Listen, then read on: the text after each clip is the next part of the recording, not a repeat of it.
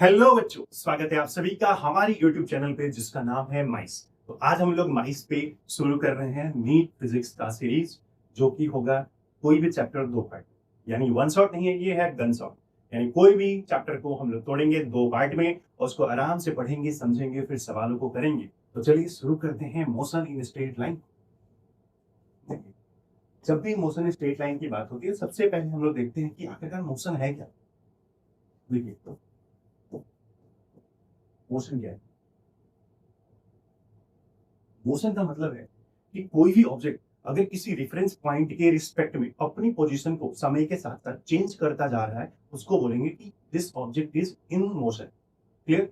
अगर कोई object time के रिस्पेक्ट में और किसी फ्रेम ऑफ रेफरेंस के रिस्पेक्ट में या किसी ऑब्जर्वर के रिस्पेक्ट में अपनी पोजीशन को चेंज नहीं कर रहा है, उसको हम क्या कहेंगे कि वो रेस्ट पे है। तो यानी मोशन का मतलब क्या है कि position of object, position of an object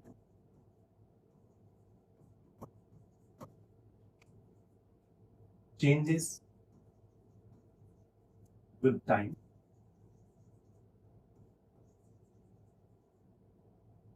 with respect to an observer.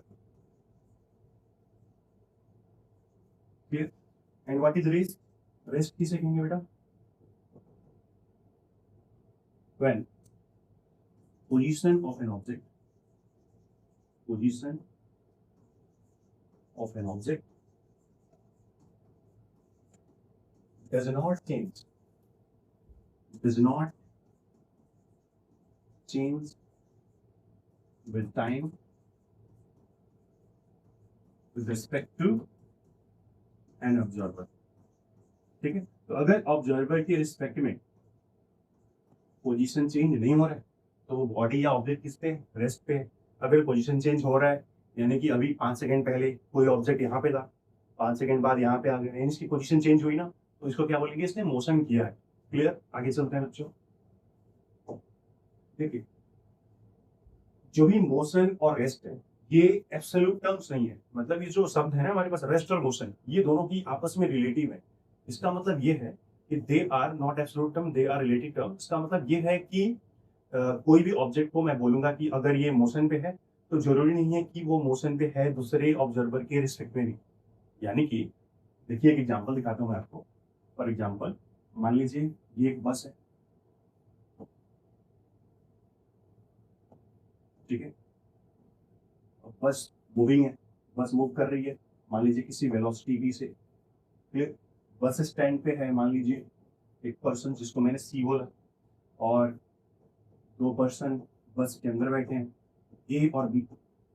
तो मैंने ए के रिस्पेक्ट में बी का पूछा कि ये मोशन में है कि रेस्ट पे है। तो ए ने बोला कि इसका पोजीशन तो मेरे रिस्पेक्ट में चेंज हो ही नहीं रहा, ये पिछले 5 मिनट से मेरे सामने वाली सीट पे बैठा हुआ है, और पहले भी बैठा था और अभी बैठा ही हुआ है, यानी इसका पोजीशन मेरे रिस्पेक्ट में तो चेंज नहीं हो रहा है। यानी जो बी है वो क्या है? रेस्ट पे होगा। बी क्या होगा? रेस्ट पे होगा। बट किसके रिस्पेक्ट में होगा? ए के रिस्पेक्ट में।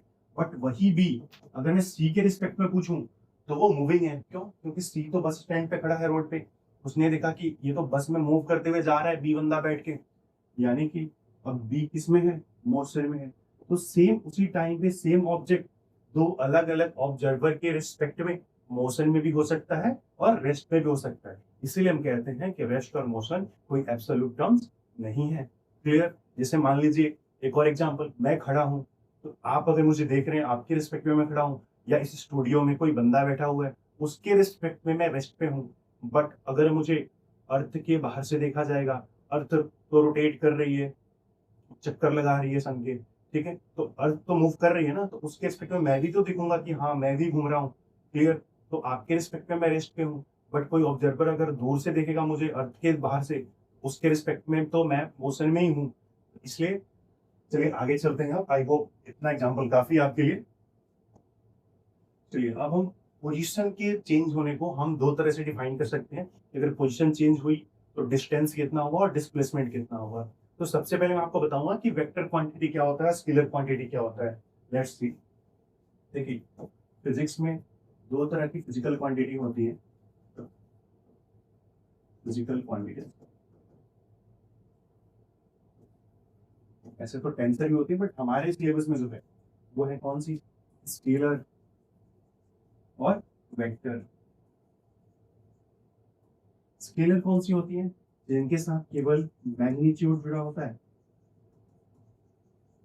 और वेक्टर कौन सी होती है, जिनके साथ मैग्नीट्यूड के साथ साथ डायरेक्शन भी एसोसिएटेड होता है, मैग्नीट्यूड प्लस डायरेक्शन ऑल्सो। जैसे फोर्स, अगर मैं फोर्स लगा रहा हूँ 10 न्यूटन का, तो किसी एक स्पेसिफिक डायरेक्शन में लगा रहा हूँ ना, तो force is a vector quantity, while mass is a scalar quantity. Example लिख लेते हैं, मास, डिस्टेंस, इधर एग्जांपल लिख लेते हैं, फोर्स, ठीक है, वेलोसिटी, एक्सीलरेशन एक्सेट्रा, अभी आगे हम पढ़ेंगे और, ठीक है। अब देखिए, आपने पढ़ा हुआ क्लास 12 के फिजिक्स में, करंट, करंट के पास डायरेक्शन होता है, मैग्नीट्यूड भी होता है, बट फिर भी वो एक वेक्टर क्वांटिटी नहीं होता है। क्यों नहीं होता, उसके पास तो डायरेक्शन भी है सर, मैग्नीट्यूड भी है, फिर क्यों नहीं होता, क्योंकि वो वेक्टर लॉ ऑफ एडिशन को फॉलो नहीं करता है। उसको हम सिंपली ऐड करते हैं, कैसे, अलजेब्रिक सम करते हैं, 5 ampere current, 2 ampere current that is equal to 7 ampere current. वहाँ पे कोई हम एंगल थोड़ा ना देख रहे हैं, वहाँ पे कोई vector law of addition apply नहीं करते हैं। That's why current is not a vector quantity, it is a scalar quantity. Clear, आगे चलते हैं, वापस आते हैं हम लोग डिस्टेंस और डिस्प्लेसमेंट में। देखिए, डिस्टेंस क्या है और डिस्प्लेसमेंट क्या है, इसको समझने के लिए मान लीजिए आप जा रहे हैं अपने घर से, यह आपका होम है, और अपने घर से आप जाते हैं कोचिंग रोज,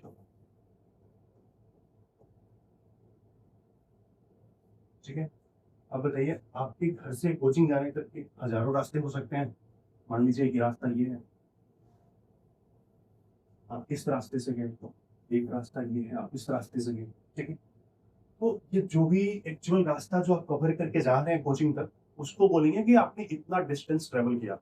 जबकि जो डिस्प्लेसमेंट होता है ना, वो होता है कि इनिशियल और फाइनल पॉइंट, यानी जहां से आप जा रहे हैं और जहां तक आप जा रहे हैं, उनके बीच की सबसे छोटी दूरी। क्लियर, समझ में आया, यानी डिस्प्लेसमेंट क्या है, इनिशियल पॉइंट और फाइनल पॉइंट के बीच की सबसे छोटी दूरी को हम डिस्प्लेसमेंट कहते हैं। तो यहाँ पे होम और कोचिंग के बीच की सबसे छोटी दूरी कौन सी होगी, straight line between them. What is the straight line here, ये, ठीक है।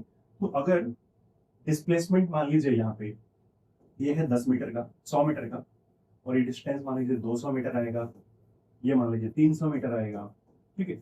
यानी कि जो डिस्प्लेसमेंट है वो हमेशा छोटा होगा किससे, डिस्टेंस ट्रेवल के।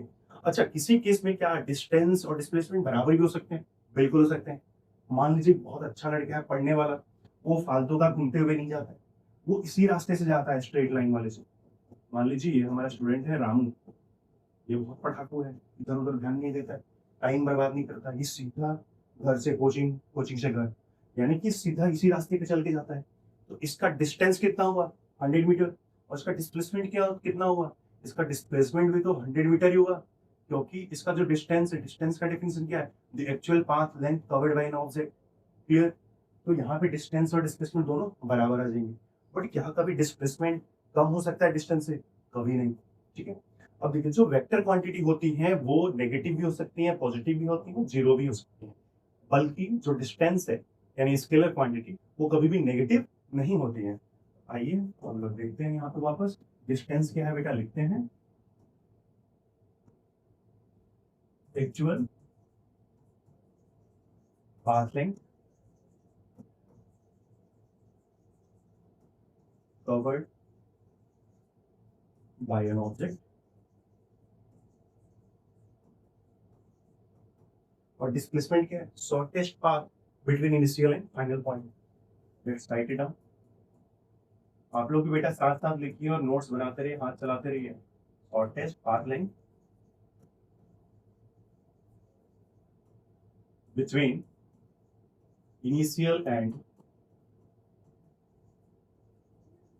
Final point.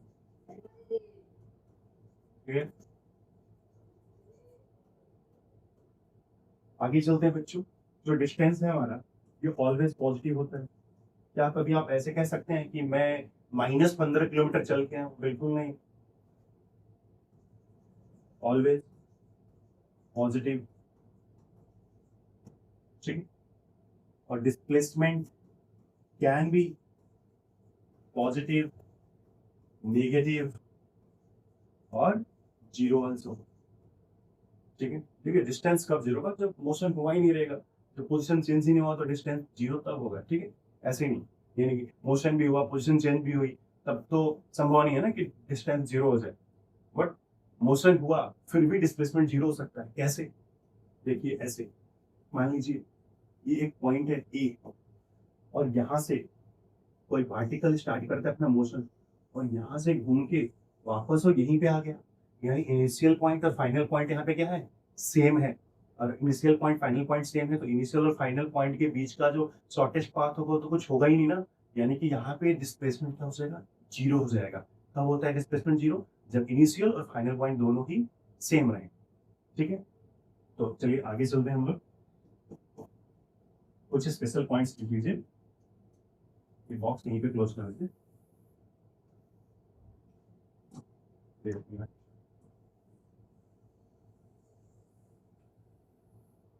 कुछ स्पेशल पॉइंट्स हम लिख लेते हैं, नोट पॉइंट्स। अगले पेज पे लिख लेते हैं, क्या करते हैं, लिखिए, लिखेंगे जो डिस्टेंस है वो क्या होगा, हमेशा बड़ा होगा, या तो कभी कभी हो सकता है किसके, डिस्प्लेसमेंट। ठीक है, एक और चीज, डिस्प्लेसमेंट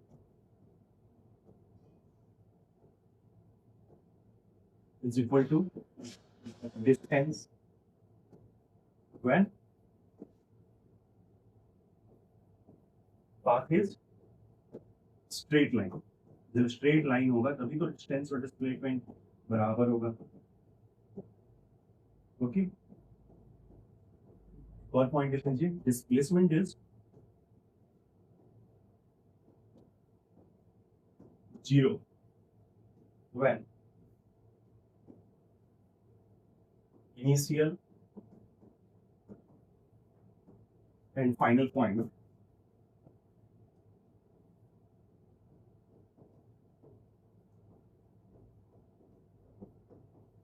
are same। क्लियर बेटा, यहां तक मैंने समझा दिया और उतना हम लोग नोट कर लिए, आप लोग भी नोट कर लीजिए स्क्रीन को पॉज करके। चलिए आगे चलते हैं।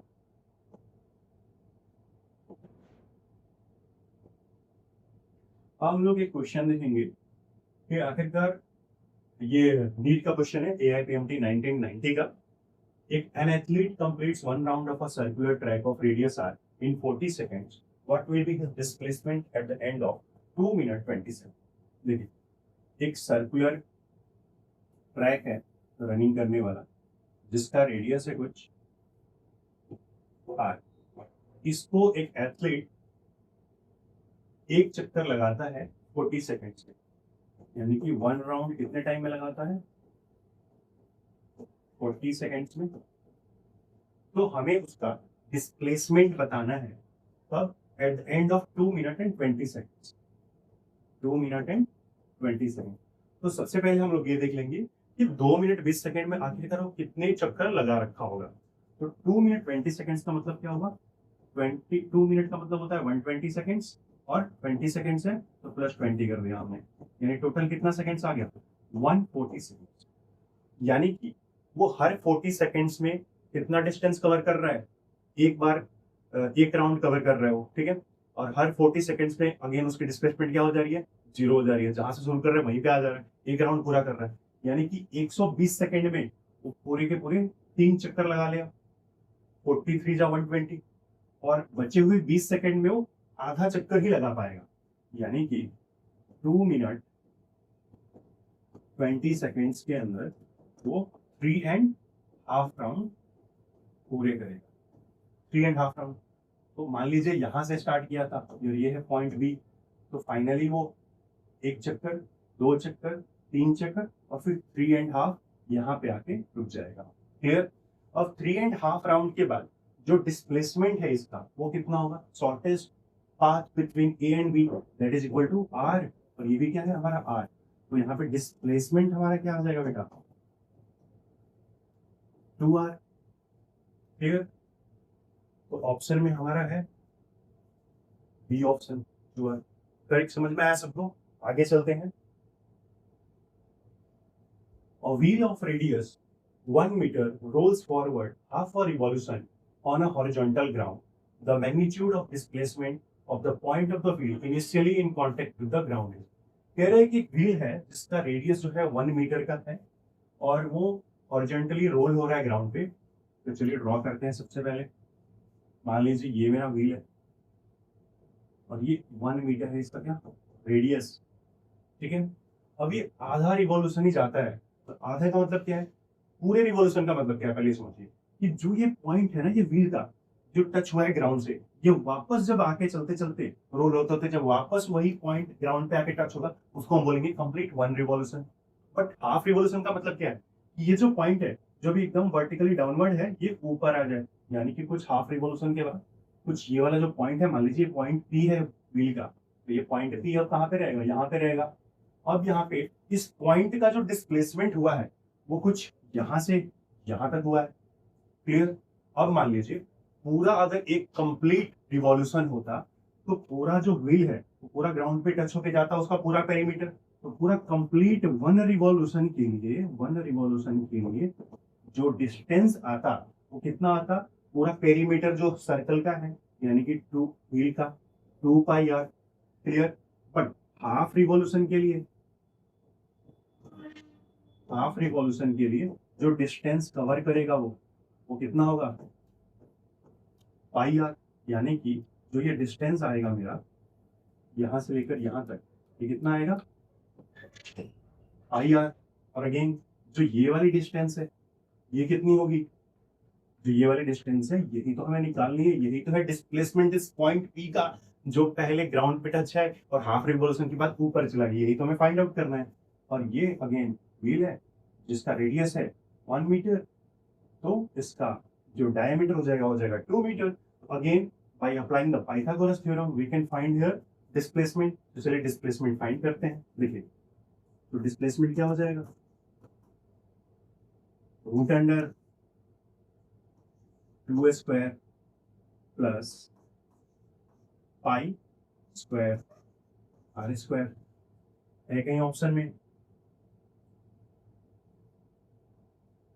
Pi square plus 4। अच्छा आर हमने क्यों लिखा, आर की तो वैल्यू गिवन 1 है, ठीक है। That is 4 plus pi square under root में 4 प्लस पाई स्क्वायर। आ गया हमारा आंसर। कौन सा ऑप्शन है बेटा, बी ऑप्शन है।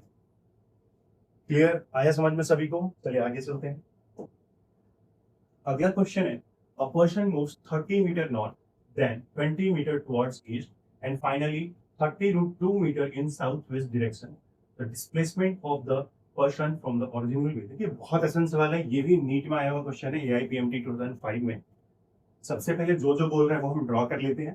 तो 30 मीटर वो नॉर्थ डायरेक्शन में मूव कर रहा है। मान लीजिए ये नॉर्थ है अगर, तो ये ईस्ट हो जाएगा, ये वेस्ट हो जाएगा और ये साउथ हो जाएगा, ठीक। तो नॉर्थ डायरेक्शन में कितना मूव किया है, 30 मीटर है, 30 मीटर। ओके, नाउ ईस्ट में 20 metre and finally 30√2 metre in south west direction. South west direction यानी ये साउथ है और ये वेस्ट है, इन दोनों के बीच से जाएगा 30√2 मीटर। क्लियर?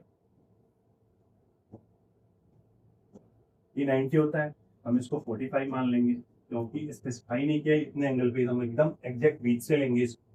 ये भी 45 होगा, यानी कि जो इस वेक्टर का हम कंपोनेंट लेंगे हॉरिजॉन्टल और वर्टिकल कंपोनेंट, यहाँ पे क्या हो जाएगा, ये 30√2 cos theta 30√2 sin theta. cos theta और sin थीटा 45 डिग्री के लिए सेम होता है 1/√2, यानी 30√2/√2। और यहाँ पे कितना जाएगा 30√2/√2। √2 गॉट √2 कैंसिल, ये भी कैंसिल। कितना बच गया 30 और 30, यानी 30 से 30 कैंसिल हो जाएगा। इधर 30 है इधर 20 है, यानी कि फाइनली इधर कैंसिल होके 10 मीटर बच जाएगा। कौन से डायरेक्शन में, वेस्ट डायरेक्शन में। यानी what's our answer, 10 metre along west direction. Clear? आया समझ में सभी को? आगे चलते हैं बच्चों। अगला क्वेश्चन है हमारा, देखिए हम लोग थोड़ा सा कंसेप्ट पढ़ेंगे फिर उस पर जितने तरह के सवाल बन सकते हैं, जितने तरह के न्यूमेरिकल बन सकते हैं हम लोग सब कुछ प्रैक्टिस कर लेंगे ताकि एक भी सवाल हमारे पढ़े हुए से कुछ भी बाहर आ ही नहीं किसी भी एग्जाम में। मतलब जिस एग्जाम का हम पढ़ रहे हैं उस एग्जाम में कह रहा हूं मैं। देखिए, an aeroplane flies 400 meter north, 300 meter east, and then flies 1200 meter vertically upward. The magnitude of net displacement of the aeroplane from its initial position. देखिए, यहाँ पे जो एरोप्लेन फ्लाई कर रहा है वो एक प्लेन में फ्लाई कर रहा है, स्पेस में फ्लाई कर रहा है, सॉरी, यानी कि एक्स वाई जेड तीनों ही एक्सिस में। तो नॉर्थ में कितना कर रहा है 400 मीटर, और ईस्ट में 300 मीटर, और वर्टिकली अपवर्ड डायरेक्शन में 1200 मीटर। देखिए, एक मैं आपको फॉर्मूला बता रहा हूँ डिस्प्लेसमेंट का, कि जब भी हमें तीनों एक्सिस का गिवन हो, ओरिजिन पॉइंट गिवन हो या फिर वहां का नेट डिस्प्लेसमेंट गिवन हो तीनों एक्सिस में, तो हम उसका डिस्प्लेसमेंट नेट डिस्प्लेसमेंट कैसे निकालते हैं। तो देखिए फॉर्मूला क्या होता है, displacement equals to under root delta X का स्क्वायर प्लस डेल्टा वाई का स्क्वायर प्लस डेल्टा जेड का स्क्वायर। यानी तीनों ही एक्सिस में क्या क्या डिस्प्लेसमेंट है उसको मैं डेल्टा एक्स बोल रहा हूँ। अगर यहाँ पे मान लीजिए मुझे ओरिजिन दिया होता कि फ्रॉम x1 टू x2 ऐसे, फिर y2 टू y1, तो यहाँ पे मैं क्या करता, ये फॉर्मूला कुछ ऐसे बन जाता खुल के, x2 minus x1 whole square plus y2 minus y1 square plus z2 minus z1 का स्क्वायर। बट यहाँ पे मुझे एग्जैक्ट डिफरेंस दिया है, मुझे ओरिजिन के पॉइंट, मुझे ओरिजिन क्या बोल रहा हूँ मैं, मुझे ग्राफ का पॉइंट नहीं गिवन है कि ओरिजिन से इतना दूर है, ठीक है, मुझे डायरेक्ट डिस्प्लेसमेंट ही गिवन है क्वेश्चन। तो मैं कैसे करूंगा, डायरेक्ट फॉर्मूला लगाऊंगा डिस्प्लेसमेंट के लिए, 400 का स्क्वायर यानी 4 4 जा 16, 0 प्लस 0, ठीक है। अब देखिए 3 3 जा 9,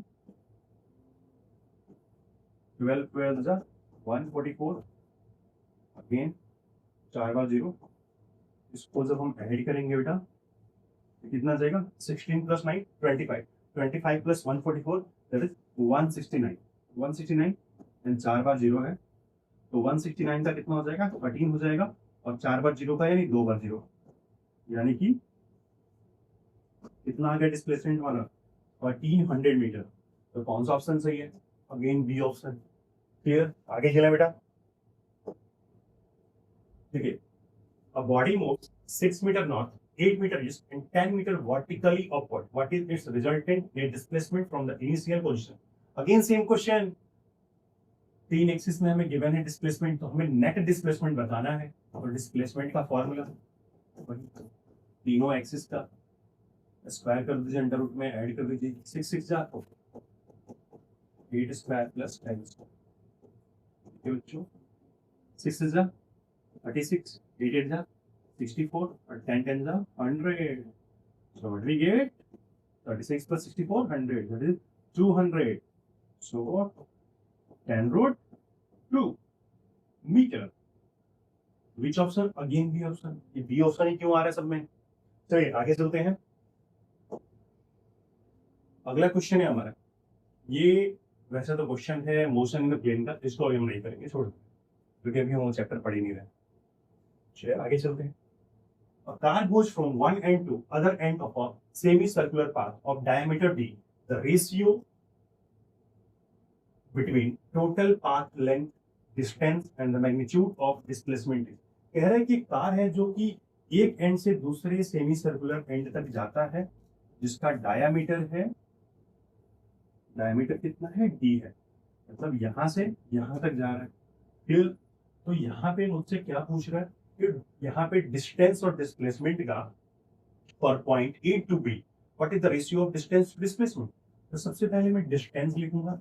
डिस्टेंस क्या होता है, टोटल डिस्टेंस, यानी कि पूरे सर्कल का पेरीमीटर 2 पाई आर, तो आधे सर्कल का पाई आर, आर तो हमें गिवन नहीं है, तो हम क्या लिखेंगे d/2।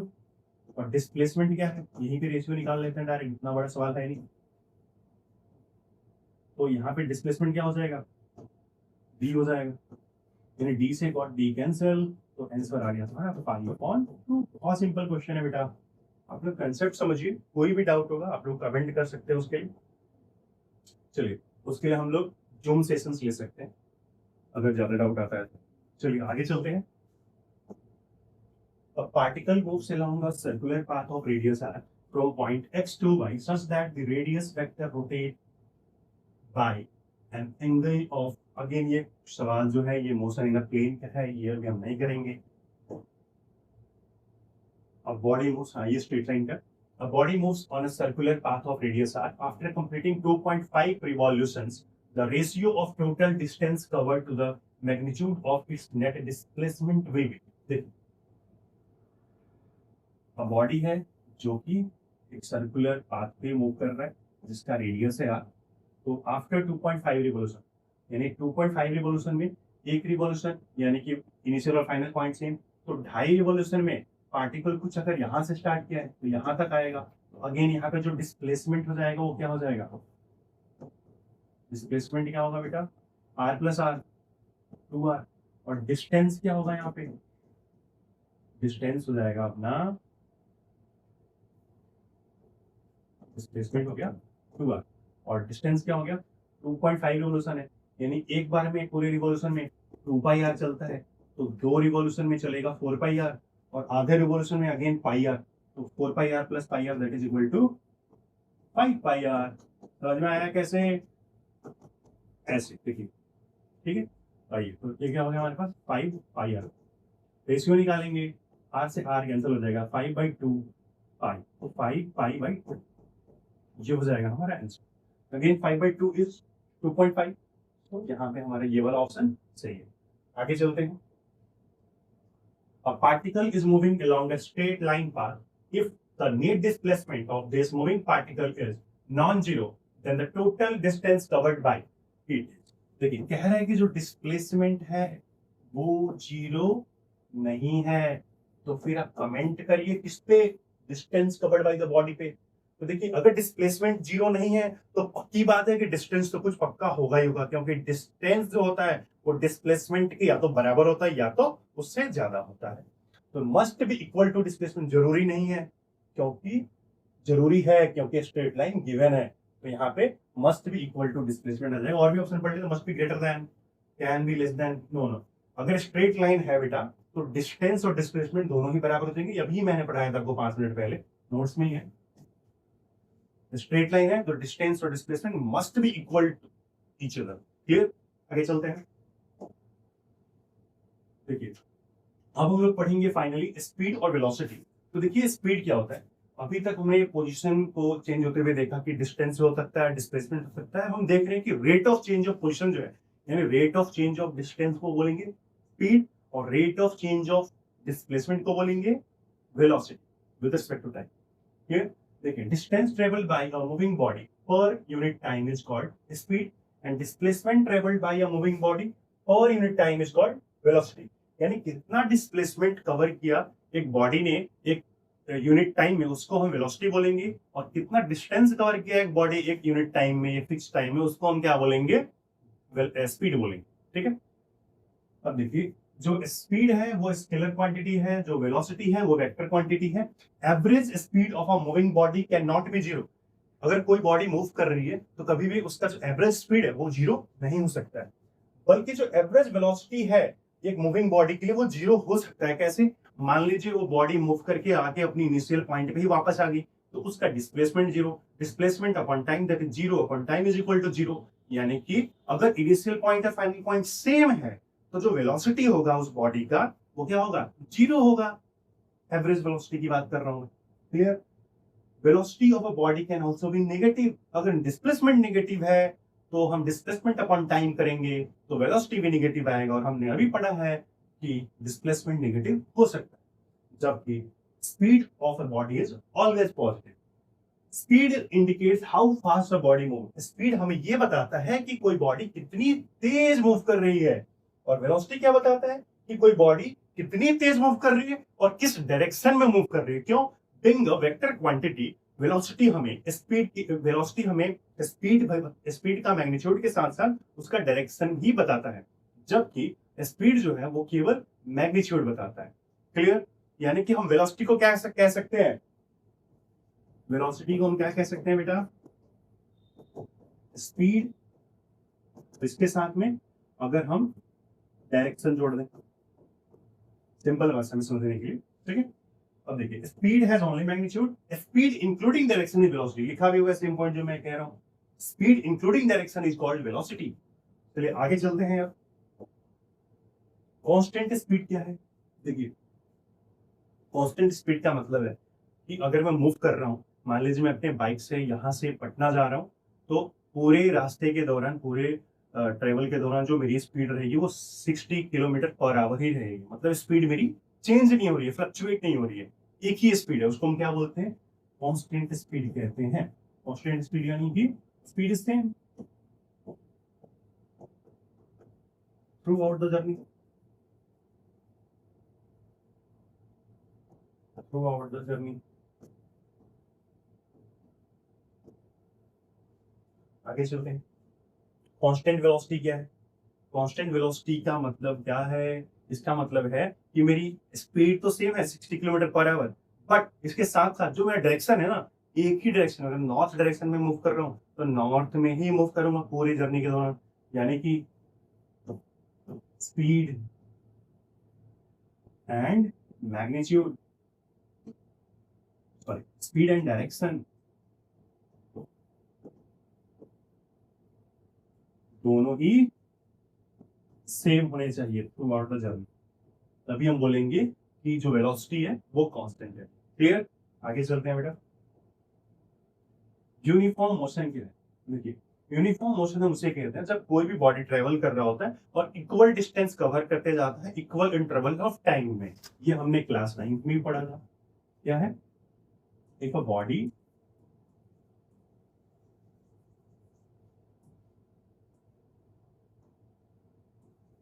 Covers equal distance in equal interval of time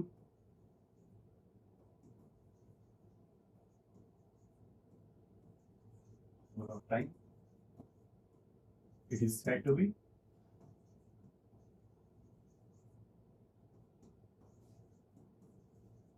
in uniform motion।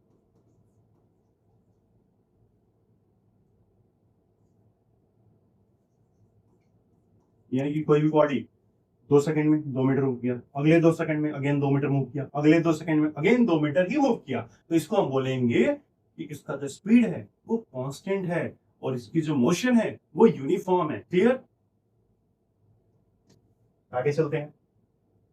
Instantaneous speed क्या होता है और फिर एवरेज स्पीड क्या होता है, ये सब अभी हम देखेंगे। तो दो स्लाइड इंस्टेंटेनियस स्पीड का देखिए। इंस्टेंटेनियस स्पीड क्या होता है, एवरेज स्पीड क्या होता है, दोनों हम एक साथ देख लेते हैं। यहाँ पे लिखता हूं मैं स्पीड इंस्टेंटेनियस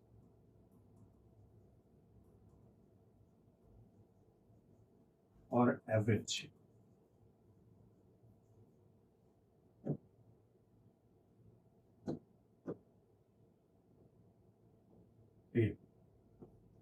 मैं बाइक से जा रहा हूँ, मुझे कोई मेरा स्टूडेंट मिला रोड पे, मैं मान लीजिए 35 किलोमीटर पर आवर की स्पीड से बाइक को चला रहा हूँ, और बच्चे ने बोला सर आपकी स्पीड क्या है, और मैंने तुरंत देखा अपने बाइक के स्पीडोमीटर में और तुरंत मैंने बोला 35 और उसको बता दिया। तो मतलब मैं अगर ट्रेवल कर रहा हूँ किसी भी गाड़ी से और उस व्हीकल का जो स्पीड है मैंने तुरंत देखा, जो उसके मीटर में दिखा रहा है इतना स्पीड से भी चल रहा है एक इंस्टेंट ऑफ टाइम पे, उसी स्पीड को क्या कहते हैं? Instantaneous speed.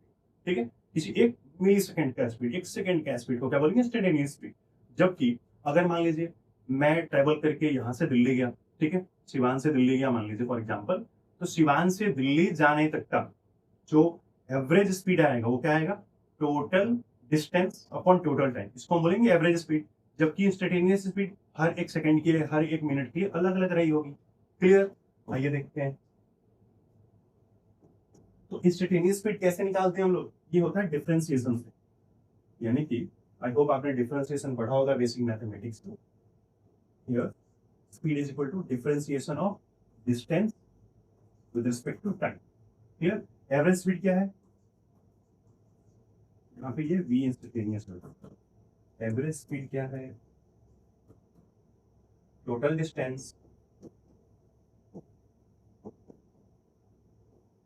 अपॉन में टोटल टाइम। कितना दूरी तय किया और कितना टोटल टाइम लगा। ठीक है, आगे चलते हैं। अब देखेंगे हम लोग सेम वेलोसिटी के लिए भी।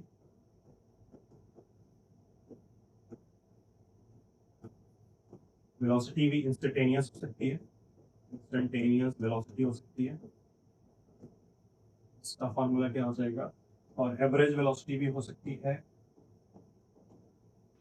तो इंस्टेंटेनियस वेलोसिटी मतलब वी इंस्टेंटेनियस, क्योंकि ये वेक्टर क्वांटिटी है, इसको हम ऊपर एरो देके वेक्टर रिप्रेजेंट करेंगे। तो it will be equal to displacement vector का differentiation with respect to time. फिर इसको कहीं कहीं एक्स की जगह पे एक्स एस भी बोलते हैं, तो इसके में कंफ्यूज मत होइएगा। एवरेज वेलोसिटी का फॉर्मूला क्या होगा, टोटल डिस्प्लेसमेंट यानी नेट डिस्प्लेसमेंट अपॉन में टोटल टाइम, कितना डिस्प्लेसमेंट हुआ कितने टाइम में हुआ उसको क्या बोलेंगे, एवरेज वेलोसिटी बोलेंगे। आगे चलते हैं दोस्तों। How to solve questions based on average speed. देखिए एवरेज स्पीड पे नीट की फिजिक्स में बहुत सवाल आते हैं और बहुत सिंपल है, अगर हम ट्रिक समझ लें तो बहुत आसानी सॉल्व हो जाएंगे। जो बेसिक है हमारा कि total distance upon total time, उसी से वो ट्रिक भी आया है। क्योंकि ये फुल लेक्चर नहीं है, वन शॉट है, मतलब गन शॉट है, 2 पार्ट में हमें करना है जल्दी जल्दी, तो उसके डेरिवेशन पे नहीं जाएंगे क्योंकि उसका कोई काम नहीं है। तो हम आए थे ट्रिक पे आते हैं। देखिए अगर हमें 2 स्पीड गिवन है, इफ 2 स्पीड आर गिवन, या इंग्लिश में लिख लेते हैं आपको ज्यादा समझ में आएगा। अगर 2 स्पीड गिवन है, अगर 2 स्पीड्स गिवन है,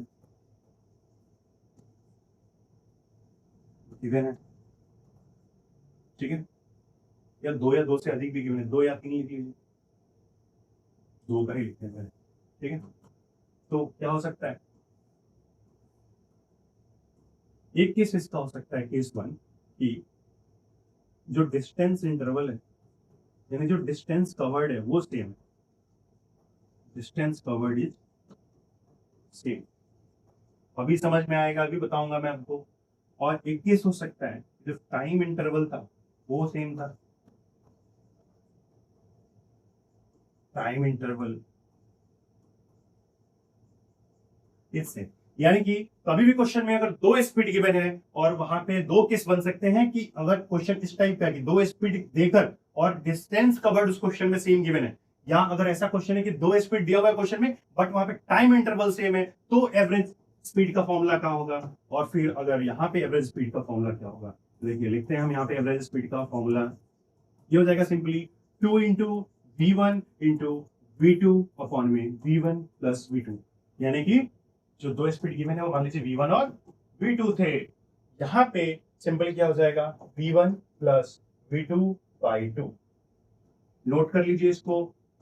एक बार और बता रहा हूं मैं, क्वेश्चन में 2 स्पीड आपको गिवन रहेगा, लेट से कि 40 kilometre per hour, 60 kilometre per hour. उसमें बोलेगा कि गाड़ी ए से बी तक गई और फिर बी से ए तक वापस आई। नहीं समझे, मान लीजिए ऐसे गिवन है कि गाड़ी ए से बी तक गई है V1 स्पीड से और गाड़ी बी से ए तक आई है V2 स्पीड से, तो एवरेज स्पीड बताइए कैसे होगा। इन V1 और V2 में क्या कॉमन है, ए से बी और बी से, यानी डिस्टेंस तो एक ही है ना, डिस्टेंस कवर्ड सेम है, यानी कौन सा फॉर्मूला लगाएंगे, ये वाला। अगला क्वेश्चन कुछ ऐसे गिवन रहेगा कि मान लीजिए गाड़ी 2 घंटे के लिए चली 60 किलोमीटर पर आवर से, यानी V1 स्पीड से, और अगले 60 नहीं, दोबारा समझिए। मान लीजिए ऐसे गिवन है कि मान लीजिए कोई कार 2 घंटे के लिए चलती है V1 स्पीड से और अगले 2 घंटे के लिए भी चलती है V2 स्पीड से। तो यहाँ पे 2 घंटा और 2 घंटा दोनों ही जो V1 स्पीड है और V2 स्पीड है वो 2-2 घंटे के लिए गिवन है, यानी टाइम इंटरवल सेम है हमारा। यानी यहाँ पे कौन सा फॉर्मूला लगेगा, V1 plus V2 upon 2। Clear. चलिए अभी सवाल करेंगे तो और अच्छे समझ में आएगा बच्चों। आगे बढ़ते हैं, नोट कर लीजिए आप लोग। देखिए a vehicle travels half the distance with speed v and the remaining part with speed 2v. Its average speed is, कह रहा है कि एक व्हीकल जो है, ये नीट 2023 का क्वेश्चन है, एक vehicle half of distance cover करता है। मान लीजिए ये है कोई पाथ, मान लीजिए ए से बी तक जा रहा है, तो इसका जो हाफ डिस्टेंस है वो कवर कर रहा है v स्पीड से, and the remaining part with speed 2v. Its average speed is, यानी यहाँ पे क्या सेम है बेटा, अगर ये पूरा ही डिस्टेंस मेरा d था तो ये d/2 है, हाफ है, और ये d/2 है, यानी यहाँ पे v स्पीड और 2v स्पीड के लिए यहाँ कॉमन है, डिस्टेंस सेम है। कैसे? क्योंकि पहले v स्पीड से मूव करता है हाफ डिस्टेंस, और बचा हुआ हाफ डिस्टेंस वो 2v स्पीड से कवर करता है। तो मैं यही तो बता रहा हूं तब से कि अगर डिस्टेंस कॉमन है, डिस्टेंस सेम है, तो कौन सा फॉर्मूला रहेगा, 2 इंटू v1 v2 अपॉन में v1 प्लस v2। तो ये यहाँ पे अप्लाई करते हैं, 2 इंटू v1 क्या है, यहाँ पे v है, v2 क्या है, यहाँ पे 2v है, अपॉन में v1 प्लस v2 यानी v प्लस 2v क्या हो जाएगा, 3v, v से v कैंसिल, 2 टू जा 4v अपॉन 3, 4v अपॉन 3 आ जाएगा हमारा एवरेज स्पीड। क्या हो जाएगा ऑप्शन, ऑप्शन बी। क्लियर आया समझ में? आई हो। थोड़ा सा पॉज करिए, आप लोग सोचिए, जो मैंने बताया उसको दोबारा सुन लिए, पक्का समझ में आएगा, गारंटी है। चलिए आगे चलते हैं। A car covers first half of the distance between two places at a speed of 40 km per hour and the second half 60 km per hour average speed। यानी कि सेम क्वेश्चन है कि किसी भी दो जगह के बीच की आधी दूरी को कोई कार कवर करती है 40 किलोमीटर पर आवर के स्पीड से, और बचा हुआ आधा डिस्टेंस कवर करता है 60 किलोमीटर पर आवर से।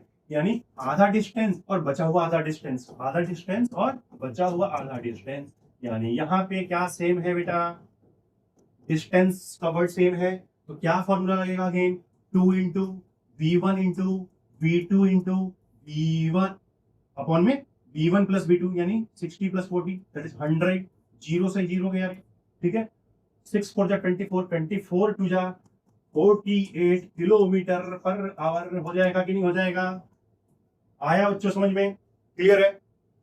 आगे चलते हैं। तो देखिए हम लोग कंसेप्ट पे जैसे अगर फोकस कर लेना चाहिए तो सवाल बनते ही जा रहे हैं, हमें बहुत ज्यादा सवाल करना है सॉल्व, ठीक है। मेरा ऑनेस्टली यही मानना है कि हम जितने सवाल करेंगे उतना ज्यादा हम करीब पहुंचेंगे अपने एग्जाम को क्रैक करने। तो केवल थ्योरी और कंसेप्ट पढ़ने से कुछ नहीं होने वाला है, बहुत लाख जनता बढ़ रही है ये सब, ठीक है। हमें क्वेश्चन ज्यादा सॉल्व करना है। लेक्चर के बाद भी आप लोग बुक से प्रीवियस ईयर क्वेश्चन और मॉड्यूल से ये सब क्वेश्चन सॉल्व करिए, ठीक है। आगे चलते हैं। A car travels a total distance of x. It covers the first 1/3 distance with a speed of 10 km per hour, next 1/3 distance with a speed of 20 km per hour, and last 1/3 distance with a speed of 60 km per hour। जैसे मैंने अभी आपको बता रहा था matric, तो हम बोला कि 3 स्पीड के लिए मैंने नहीं बताया था, 3 स्पीड के लिए क्वेश्चन आ गया तो मैं आपको बताया था। देखिए अगर 3 स्पीड्स गिवन है और डिस्टेंस सेम है तो कैसे करेंगे? डिस्टेंस अगर क्या है, सेम है, 3 स्पीड गिवन है तो यहाँ बेटा कैसे करने वाले हैं हम, एवरेज स्पीड की फॉर्मूला क्या हो जाएगी, 3 into v1 into v2 into v3 upon में v1 v2 plus v2 v3 plus v3 v1। Clear?